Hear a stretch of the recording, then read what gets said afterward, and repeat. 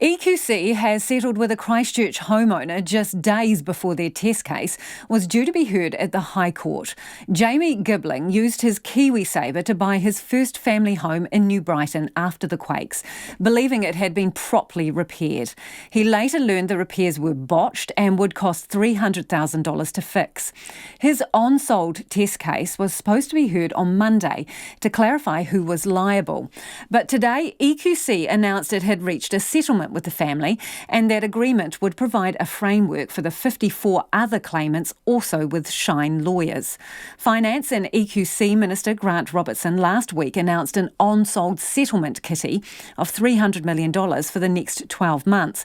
But legal experts working with claimants have told Checkpoint it could cost taxpayers much, much more. EQC's Deputy Chief Executive is Renee Walker. Late this afternoon, she came into the studio and I asked her if the Giblings got what they asked for and if the 54 others who signed up to the class action would get the same. So what we've agreed with Shine is that we'll use a two-tiered approach where we will review any costs that they have. We'll agree a repair methodology, we'll agree the cost of that, and the cost of repairs will be paid. If we can't agree directly, and with Jamie we're able to do a lot of the negotiation directly, if we can't do that, then we'll use the Independent Dispute Resolution Service, which is part of the GCCRS. So, ballpark, what are these 55 cases going to cost you? Well, we don't know that yet because we need to work through each one case by case, because some of them will be foundation repairs, some of them will be simple repairs. It's the same process we follow with any repair. You must have had some advice on liability around these onsolds though, so what figures? No, we haven't. On these 54, we haven't, because we haven't been in negotiations. What about the total number of cases of onsolds? Have you had some liability assessment on that? So the government has estimated that the ex gratia payments will be around $300 million. We're being told by lawyers involved and people involved in these cases it's going to be way north of the $300 million. What happens then? Yep, so the $300 million is for the ex gratia payment, and that is very specific. That's for the group of homeowners who haven't been able to get resolution before, and just for misscoped or unscoped damage. There's also defective repairs, and we do think the whole total will be around $1 billion. $1 billion. Yep. And where's that coming from? What budget? Where? Well, that's what we've been discussing for some time. So I think you have covered it before, that it was always estimated it would be up to $1 billion. So far, we've spent over $450 million on defective repairs. We've also got this $300 million that's now part of the ex gratia policy. And then we think there's probably about another $300 million, so up to $1 billion. So $1 billion for EQC botch-ups? Yes, and misscoped damage. So, do you owe the taxpayer an apology here? Absolutely, and we've apologised several times. We said we haven't always got it right. It is $1 billion out of $11 billion, still not good enough, but we are here to put things right, and I think this is a really good policy because it does provide a solution for a group of homeowners that haven't had one to date. So how much did EQC spend on preparing this test case?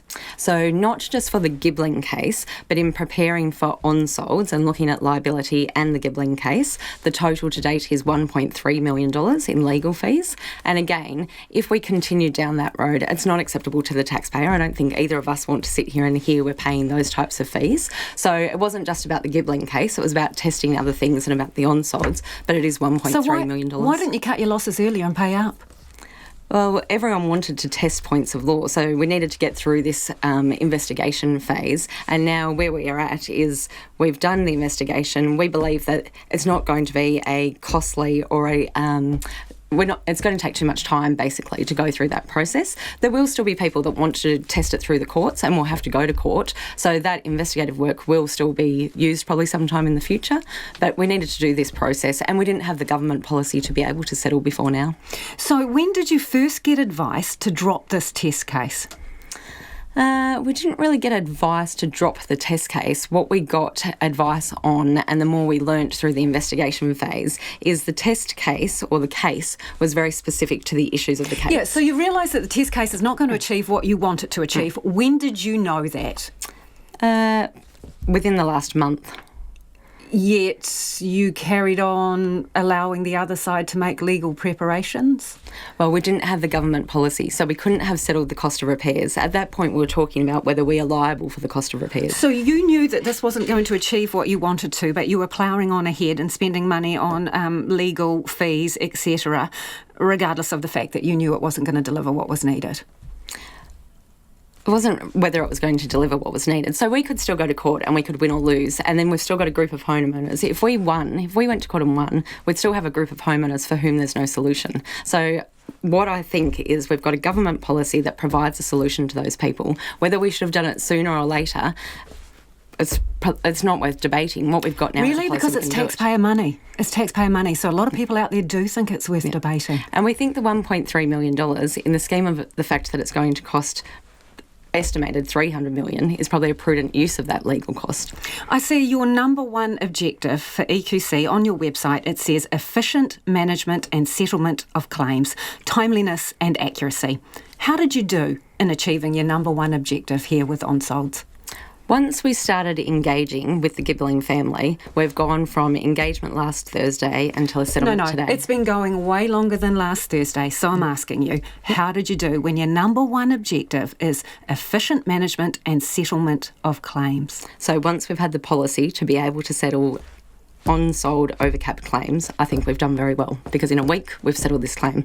Previous to that, we didn't have the ability under the Act to actually make these settlements. So I think that in a week, being able to achieve this outcome for this family is outstanding, and that's what I'm proud of, and that's why I do the job that I do. I've spoken to Jamie several times over the last week, and all he ever wanted was to be able to repair his home. Today I had a text from him to say, I want to thank you for all your help, because he can do that now. So what you're saying, you did a good job and you've done a solid by the others who are involved in this test case as well, because they say that they've been really stressed out, pushed to their absolute financial limits, and it's almost busted some of them financially. Mm-hmm. Yep. So you still think you did a good job? Under the Act, we couldn't pay them. So we go to work every day. We want to settle claims for homeowners. So it hasn't been a nice environment for our staff that have had to say, no, we can't pay this under the Act. What we've got now is ability to do it, and I've got staff who are proactively ringing people saying, great, we've now got an outcome for you. So there were a group of homeowners. There wasn't a solution for them. No one felt comfortable with that. That is why there is a policy that we can now do something for them. So you don't think EQC did anything wrong in the handling of all of this? You've done the best you can all the way along? No, we can always do better. We can always do better, and we've turned things around. Are we great? No, but everything we've done over the last 12 months is to make things better for homeowners. This was the last group, and I do think that it is a great solution for them. And if we can be measured on our performance now that we've got the ability to do it, then in a year's time, I'm really happy to come back. And if we haven't settled them, then we haven't done well by them. But we've now got the policy that at least we can try. Is EQC going to be taking on responsibility and liability for the Southern Response claimants? No. So we are working closely with Southern Response, and obviously they're looking at what their transition plans are, but there's nothing that's been agreed to date.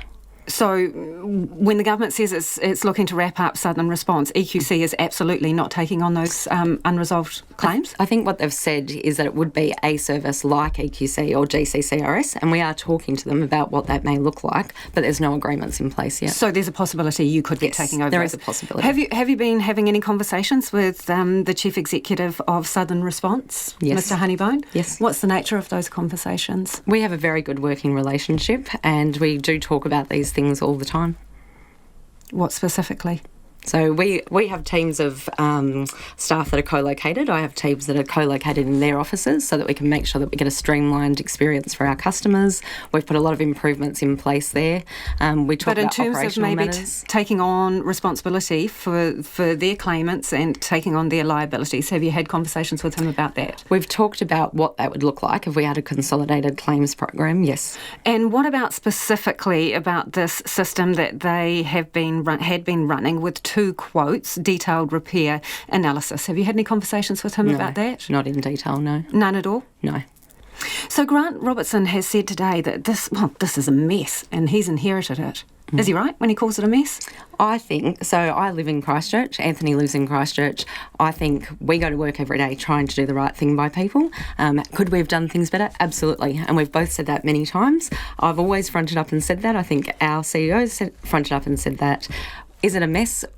We've done our best, and we're at the tail of a very complex program. And yes, that's not good enough for the people who still have claims that are unresolved, but we are doing our best to resolve those issues. So is your responsible minister wrong when he characterises this as a mess? No, I'm not going to comment on how it's been characterised. All I'm saying is we do our best every day.